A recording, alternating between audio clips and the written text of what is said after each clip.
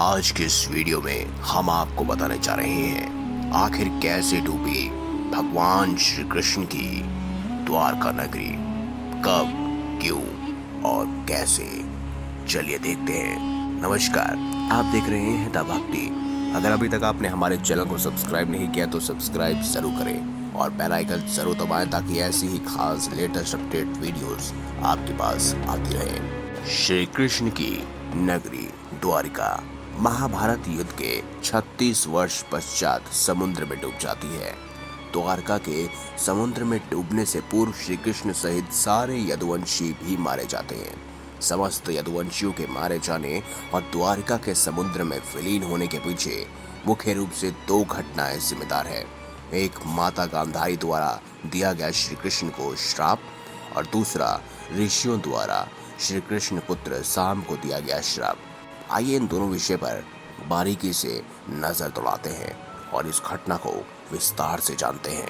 पहली बात, आखिर क्या था गांधारी का दिया हुआ यदुवंशियों को श्राप। दोस्तों, महाभारत युद्ध की समाप्ति के बाद जब युधिष्ठिर का राज तिलक हो रहा था, तब कौरवों की माता गांधारी ने महाभारत युद्ध के लिए श्री कृष्ण को दोषी ठहराते हुए श्राप दिया कि जिस प्रकार कौरवों के वंश का नाश हुआ, ठीक उसी प्रकार यदुवंश का भी नाश हो जाएगा।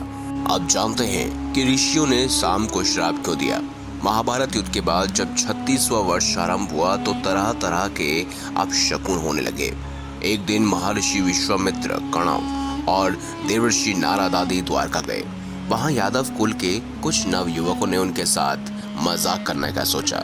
वे श्री कृष्ण के पुत्र साम को स्त्री वेश में ऋषियों के पास ले गए और कहा कि ये स्त्री गर्भवती है, इसके गर्भ से क्या उत्पन्न होगा।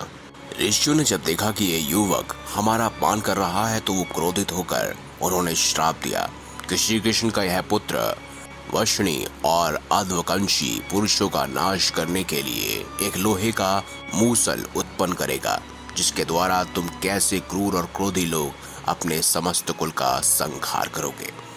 और इसके बाद वही हुआ जिसका डर था। मुनियों के श्राप के प्रभाव से दूसरे दिन ही साम ने मूसल उत्पन्न किया। जब यह बात राजा उग्रसेन को पता चली तो उन्होंने उसे मूसल को चूरा कर समुद्र में डलवा दिया। इसके बाद राजा उग्रसेन और श्री कृष्ण ने नगर में घोषणा करवा दी कि आज से कोई भी वंशनी और अंधकंशी अपने घर में मदिरा तैयार नहीं करेगा। जो भी व्यक्ति छिपकर मदिरा तैयार करेगा उसे मृत्यु दंड दिया जाएगा। घोषणा सुनकर द्वारका वासियों ने मदिरा नहीं बनाने का निश्चय किया। द्वारका में बहुत भयंकर अपशकुन होने लगे। प्रतिदिन आंधी चलने लगी। चूहे इतने बढ़ गए कि मार्गों पर मनुष्य से ज्यादा दिखाई देने लगे।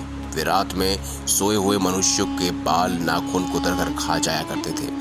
सारस उल्लुओं की और बकरे गीदड़ों की आवाज निकालने लगे। गायों के पेट से गधे, कुतियों से बिलाव और नेवलों के गर्भ से चूहे पैदा होने लगे। उस समय यदुवंशियों को पाप करते शर्म नहीं आती थी। और फिर क्या, धीरे धीरे यदुवंशियों का आपस में ही नाश हो गया। यदुवंशियों के नाश के बाद अर्जुन को बुलाया गया था।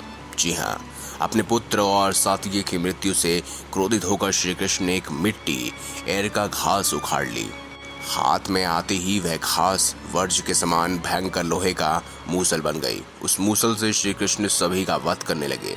जो कोई भी घास उखाड़ता वह भयंकर मूसल में बदल जाती। ऐसा ऋषियों के श्राप के कारण हुआ था। उन मूसलों से एक ही प्रहार से प्राण निकल जाते थे। उस समय काल के प्रभाव से अंधक, भोज, शिनी, वृषण वंश के वीर मूसलों से एक दूसरे का वध करने लगे। श्री कृष्ण के देखते ही देखते सांब, अनिरुद्ध और गद की भी मृत्यु हो गई। फिर तो श्री कृष्ण और भी क्रोधित हो गए और उन्होंने शेष बचे सभी वीरों का संहार कर डाला। अंत में केवल श्री कृष्ण के साथ ही शेष बचे थे। श्री कृष्ण ने दारुक से कहा कि तुम तुरंत हस्तिनापुर जाओ और अर्जुन को पूरी घटना बताकर द्वारका ले आओ। दारुक ने ऐसा ही किया। इसके बाद श्री कृष्ण ने बलराम को उसी स्थान पर रहने का कहकर द्वारका लौट आए। उसके बाद बलराम जी ने भी अपने प्राण त्याग दिए और समाधि में लीन हो गए। और उसके बाद श्री कृष्ण भगवान के बारे में तो आपको पता ही है कि किस तरह से श्री कृष्ण भगवान ने अपने प्राण त्यागे थे। और दोस्तों, ऐसा ही करते करते द्वारका नगरी खत्म हो गई और उसके कुछ सालों बाद ही वह समुद्र में विलीन हो गई। तो दोस्तों, अगर आपको हमारी ये खास जानकारी अच्छी लगी हो तो इस वीडियो को लाइक करें, हमारे चैनल को सब्सक्राइब करें और इसे ज़्यादा से ज़्यादा शेयर अवश्य करें। धन्यवाद।